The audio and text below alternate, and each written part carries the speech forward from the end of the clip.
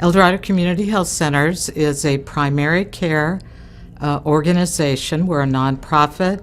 We're a federally qualified health center that meets criteria from the federal government. And we provide the community with all sorts of medical services, primary care, dental, behavioral health, and other specialty services. We are uniquely positioned to take care of the most underserved and vulnerable populations here in our county. So when you think about all the barriers to care that can occur for an individual, we're really trying to move past those barriers, tear down those barriers. So having a connection with the community, I think, is very important. That it is affordable, and we do find ways to help the patient to make it so that it's very accessible. We have extremely qualified providers. Sometimes there's a misconception that it's only available for certain types of individuals covered by specific insurance. So I'm here to say that we serve all. I think what's unique about us is that we provide whole person care. Like I said, we have dental services, we have mental health, behavioral health, psychiatry, podiatry. We will be adding optometry at the new site.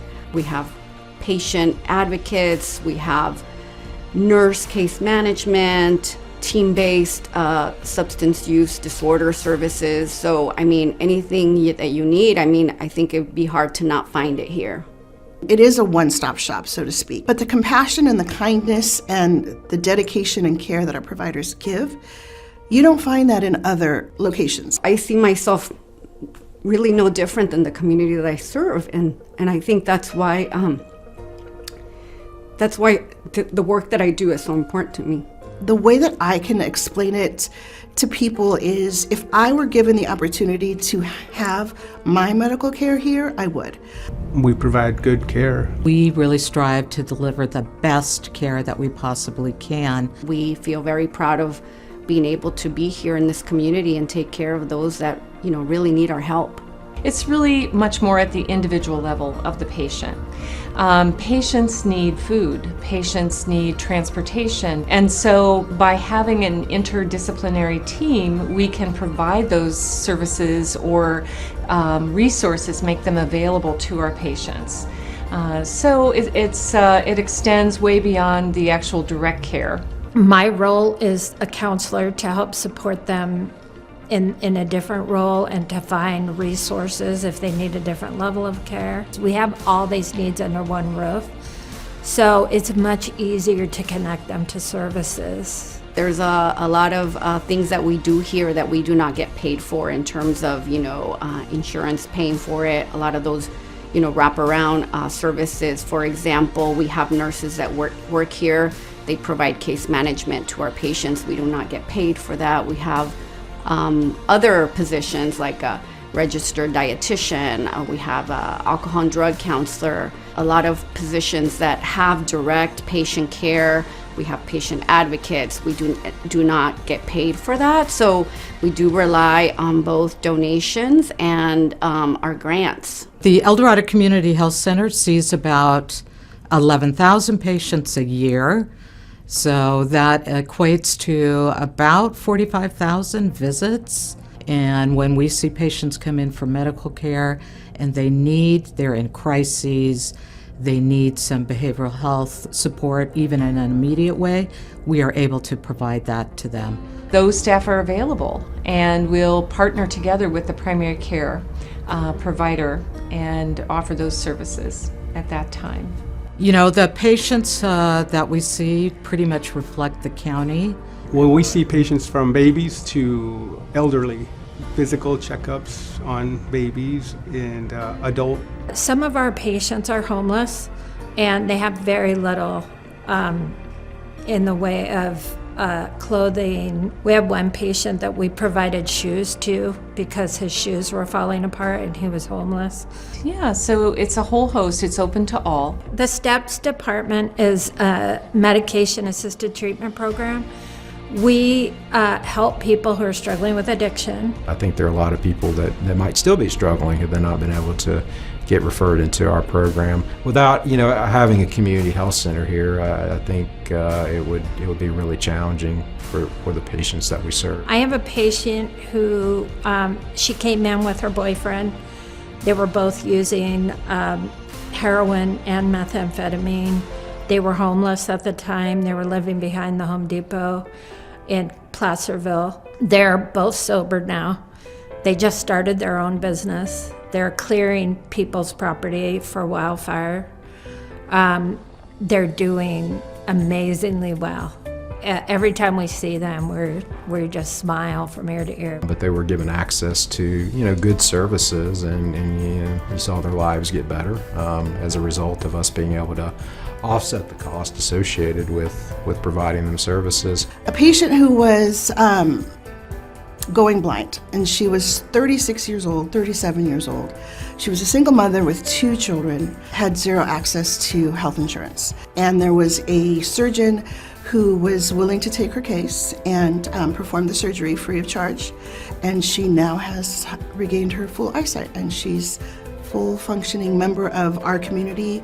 Patient came in for the first time. He had never had a dental visit, so he did suffer from the tissue, the supporting tissue, what we call gum disease.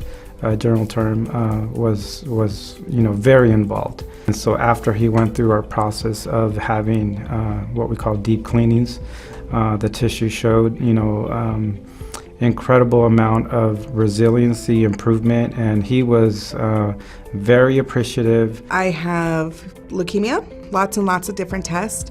It's nicer to have a doctor that actually knows you and remembers you and is just more personable, professional but personable, where they're not just interested in what your insurance is going to pay them, but in you as an actual person, not just a patient, but an actual person. They're nice people, they're good people, Patients, unfortunately, what a lot of people will do is end up just, when they need immediate care, they go to the emergency department. And that's not necessarily a good way to utilize health care in this area. I believe that we would have a much higher overdose death rate right now in our county. Our organization can offer a safety net, a healthcare safety net. So patients typically who may not have other resources or do not have a primary care provider, they often end up at the emergency room. If we didn't have the El Dorado Community Health Center accessible to just the community, I probably am 100% sure that the emergency department at Marshall Hospital would be their one-stop shop for primary care. I think it would put them in a position of not having access to comprehensive health care, including primary care. Our mission here is, it's so those people who don't have a lot of means financially don't slip through the cracks. Grants are fantastic. They're great, of course, and it's part of how we function. They do come with requirements, certain stipulations, which is okay and that's fair.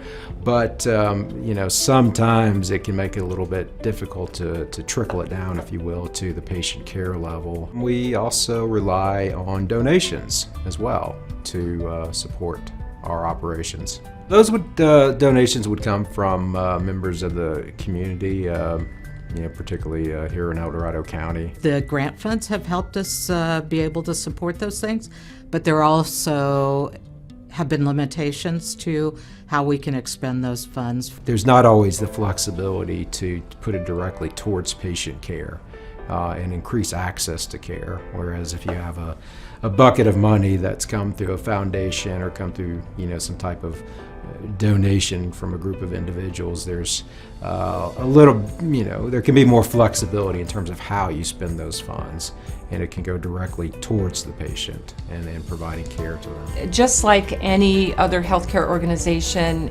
it's always looking at the cost of doing providing those services, and at the end of the day covering salaries and covering the infrastructure to be able to, keep the doors open. We can catch people who are falling through the cracks of other medical services in the county. We're still going to see them because that's part of our mission, is to see everybody regardless of, their ability to pay.